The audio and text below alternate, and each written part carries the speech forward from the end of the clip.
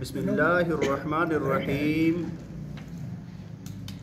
وعن ابی عبداللہ طارق ابن اشیم رضی اللہ عنہ قال سمعت رسول اللہ صلی اللہ علیہ وسلم یقول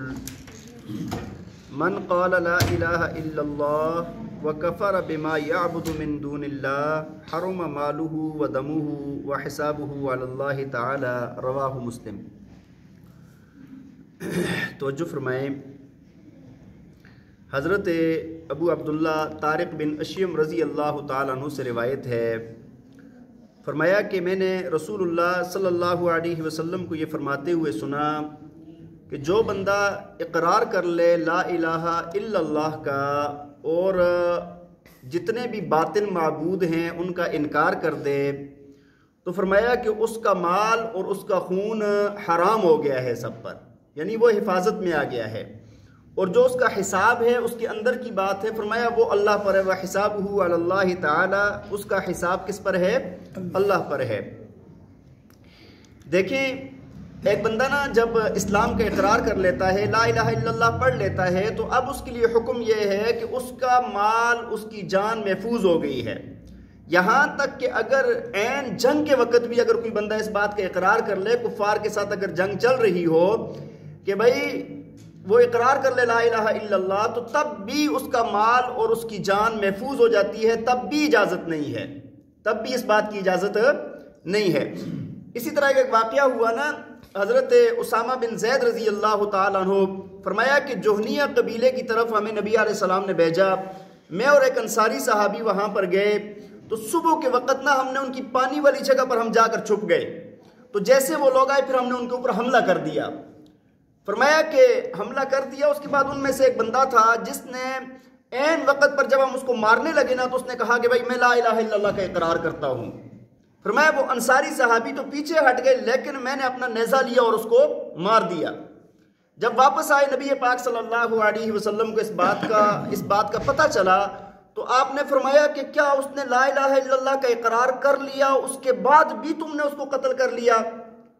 تو حضرت اسامہ رضی اللہ تعالیٰ نے عرض کی، یا رسول اللہ، اس نے تو جان بچانے کے لیے ایسا کیا تھا۔ آپ نے فرمایا بار بار آپ یہ فرماتے رہے، کیا تو نے اس کو پھر بھی قتل کر لیا؟ اس نے اقرار کر لیا۔ تو نے پھر بھی اس کو قتل کر لیا؟ اس نے اقرار کر لیا۔ فرمایا نبی علیہ السلام بار بار یہ بات فرما رہے تھے، اور فرمایا کہ مجھے اس دن یہ افسوس ہو رہا تھا کہ کاش آج کے دن سے پہلے میں مسلمان ہی نہ ہوا ہوتا،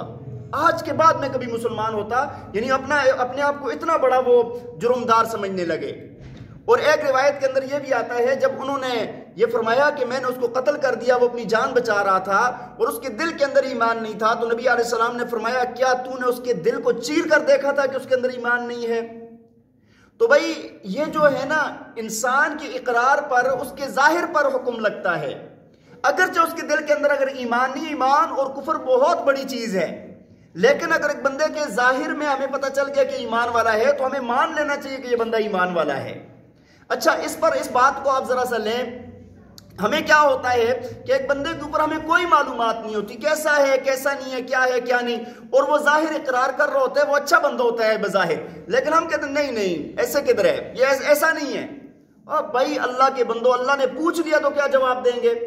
کل اگر اللہ کی عدالت میں پیش ہوئے، ہم نے کسی کے متعلق بات کر دی، اس کے پیٹ پیچھے بات کر دی یا اس پر الزام لگا دیا، تو اگر اللہ کی عدالت میں اللہ نے پوچھ لیا کہ اس کا ثبوت لاؤ تو ثبوت لا سکتے ہیں؟ 99% لوگ اس وقت اس بات کے اندر ملوث ہیں اور وہ ثبوت نہیں لا سکتے۔ بات سمجھ آ رہی ہے کہ نہیں؟ اللہ تعالیٰ کی طرف سے کسی کا محاسبہ کرنے کے لیے ہمیں نہیں مقرر کیا، اللہ تعالیٰ نے حساب اللہ تعالیٰ خود لے گا، کون بندہ کیسا ہے کیسا نہیں، اس کا ظاہر کیسا ہے، باطن کیسا ہے کیا نہیں، اس بات کا بہت زیادہ لحاظ رکھنا چاہیے، اپنے اعمال پر غور کرنا چاہیے، دوسرے کے اعمال کی جانچ پڑتال اس میں نہیں پڑنا چاہیے۔ ہاں کسی کی کوئی اچھی بات نظر آ جائے تو اس کو مان لینا چاہیے، کسی کی کوئی اچھی بات نظر آ گئی تو اس کو مان لینا چاہیے۔ وہ جس طرح حدیث شریف ہے نا، نبی علیہ السلام نے فرمایا ظن المؤمنون خیرا، فرمایا کہ ایمان والوں کے ساتھ نیکی کا، خیر کا گمان رکھو۔ کوئی بندہ ایمان والا ہے، آپ کو نظر آ رہا، آپ خیر کے گمان رکھو اس کے ساتھ۔ فرمایا کہ اس پر علماء نے لکھا ہے، فرمایا کہ جو بندہ کسی کے متعلق بدگمانی رکھتا ہے، خیر کا گمان نہیں رکھتا، فرمایا کہ کل اللہ کی عدالت میں یہ بندہ پیش ہوگا، اللہ اس سے پوچھیں گے کہ بتاؤ بھائی تم نے یہ اس کے متعلق غلط گمان رکھا ہے، کیا دلیل ہے؟